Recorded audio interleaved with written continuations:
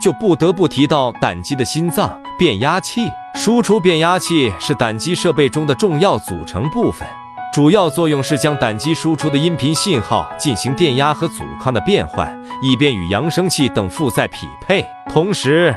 胆机输出变压器的性能对于整个胆机的声音质量有着直接的影响，因此，在设计和制作胆机时，选择合适的输出变压器是非常重要的。此外，